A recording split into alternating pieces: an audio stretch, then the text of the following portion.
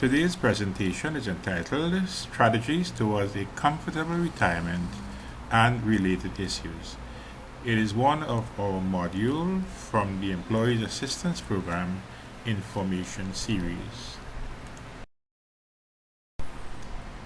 The purpose of today's workshop is to alert participants of the obstacles many workers have faced in the past that prevented them from enjoying a comfortable retirement, and to focus their attention on creating a platform for change. So the assumptions we'll be working with today are: the average person spends at least 20 years in retirement. It is never too early to plan for our retirement. Retirement does not remove our obligation to satisfy our needs, nor remove our responsibility to provide for ourselves and our loved ones. More than 50% of persons do not have enough finances for retirement, while 25% do not participate in their company's retirement plan. And our goal should be, at the end of this workshop, you will have been able to reflect on your readiness for retirement and to be anxious to develop strategies that will enhance your ability to maintain a long, healthy, and financially stable retirement. Once we are talking about retirement, it is highly recommended that one of the very first things we ought to do is learn all we can about our terms and conditions of employment.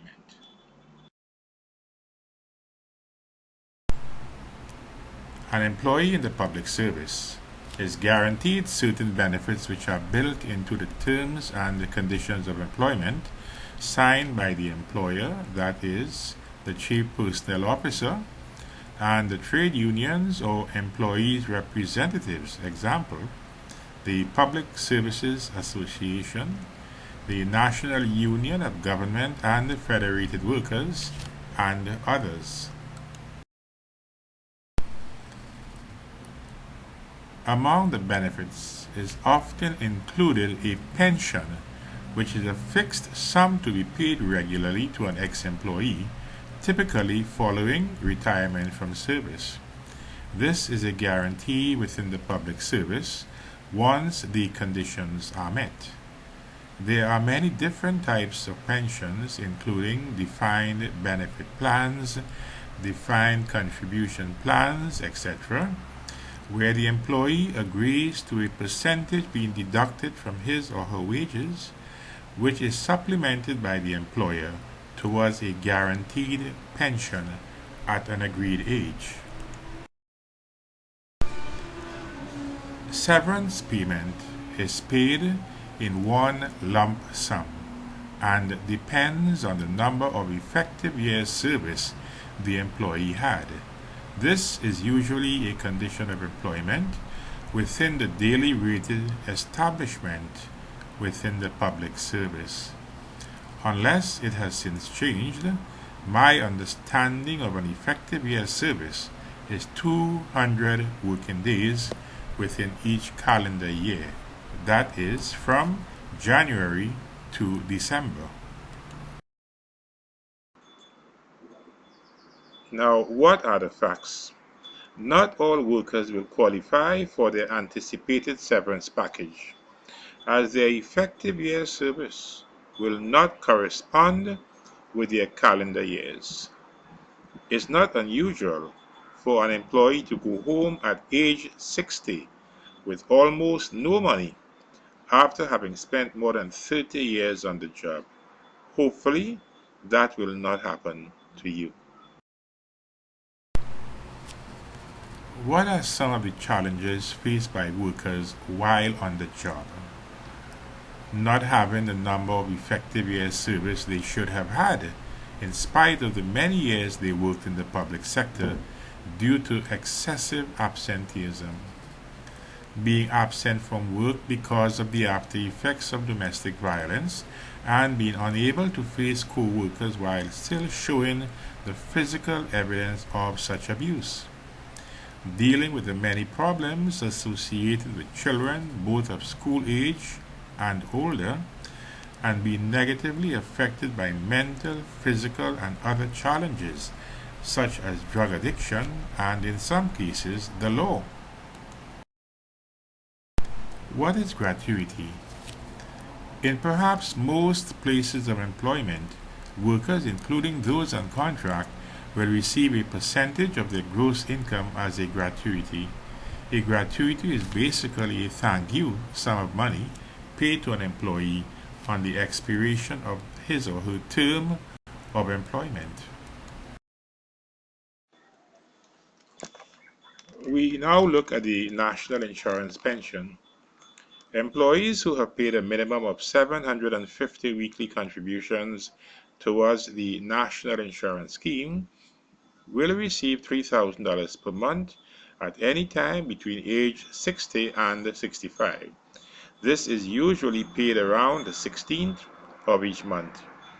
To avoid delays in accessing your pension, it is best if you check with the NIB office for an update at least 2 years before you retire.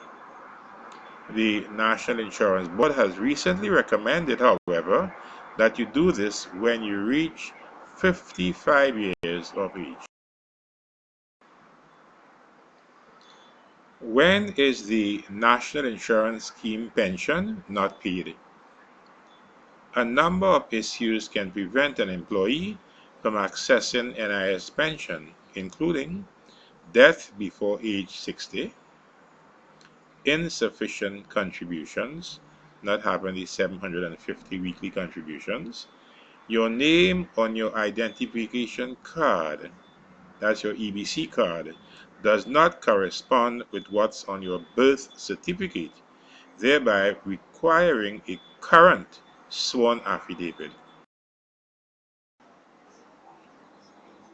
Inability to produce evidence of employment where your previous employer did not pay NIS contributions on your behalf. Sometimes a passport will be accepted in lieu of an affidavit. Then you have the Senior Citizens Grant, which, as you know, was formerly the Old Age Pension. Retired residents age 65 and over qualify for a monthly grant of $4,000, which is paid on the first of each month. Those who are receiving the full sum of $3,000 from the National Insurance Board receive $1,000 per month.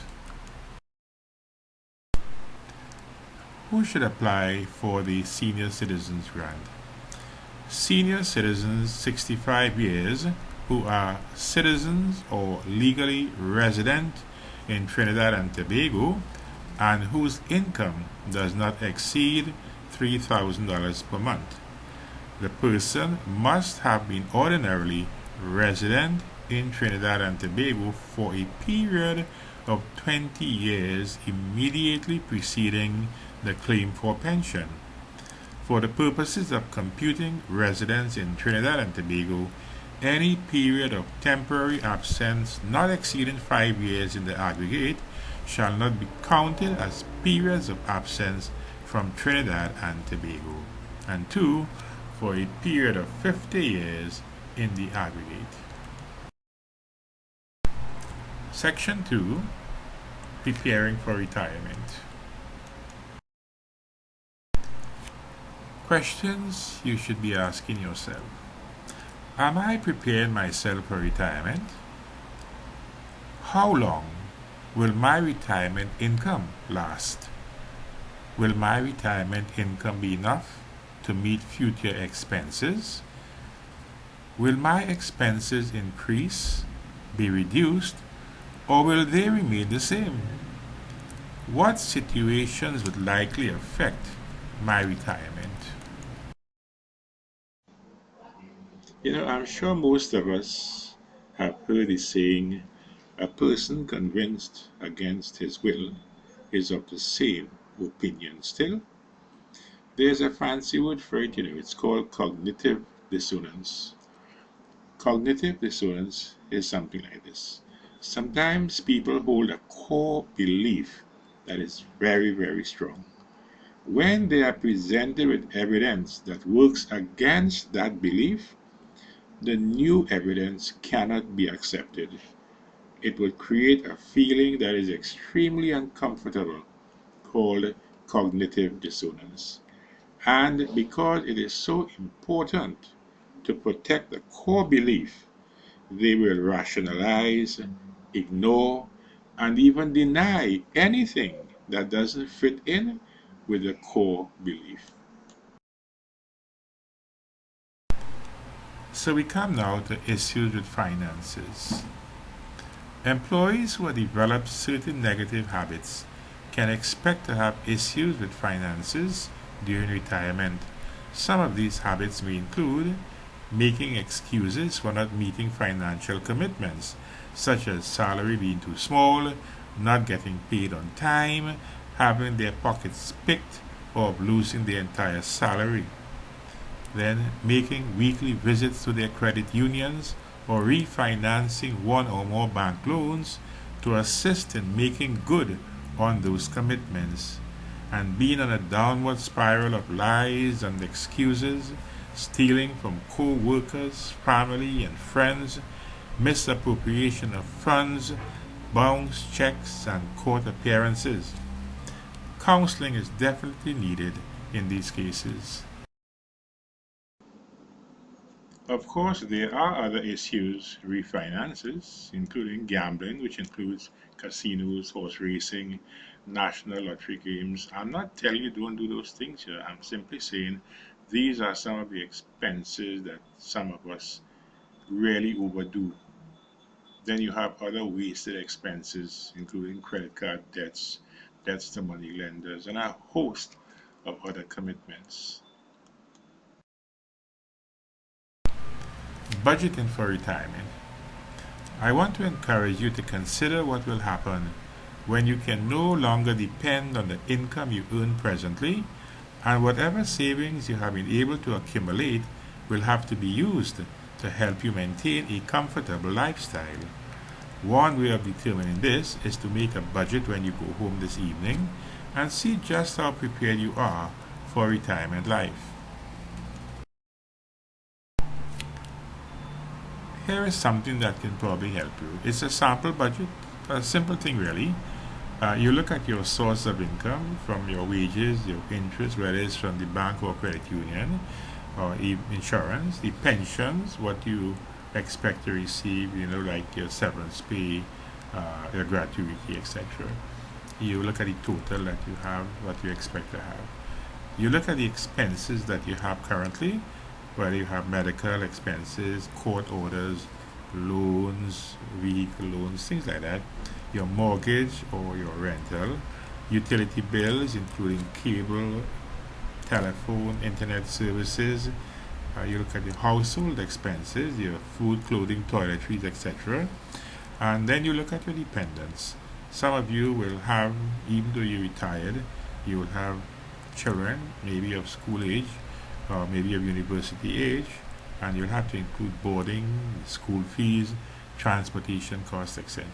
So you look at all those and you look at it as a monthly commitment and of course as an annual commitment.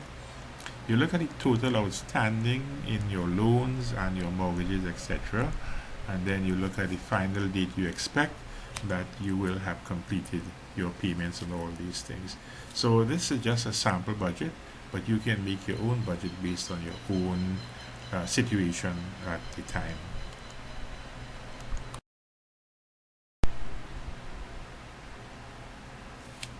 One way of preparing your budget is to do a gap analysis. There is a simple way of determining whether we are in a position now that will take us into retirement with fewer problems, and one of the best ways is through a gap analysis. To carry out a gap analysis, first identify your main objective. which you can call your future state. Then, analyze your situation, including your age, your net worth, your expenses, your current and expected income. Finally, identify the strategies you need to use in order to bridge the gap between your current situation and your desired future state. As we wrap up, here are some of the areas that we have looked at. Know your terms and conditions of employment. Get your documents in order long before it's time to retire. Do a gap analysis to determine whether you are prepared for retirement. Get information on the various investment possibilities in Trinidad and Tobago. Determine whether your investments will bring in sufficient interest payments over the course of your retirement. Explore the possibilities of being self-employed and contributing towards the gross domestic product, and avoid high interest charges such as in credit cards and money lenders. Thank you for viewing. You have been watching Strategies for a Comfortable Retirement and Other Issues.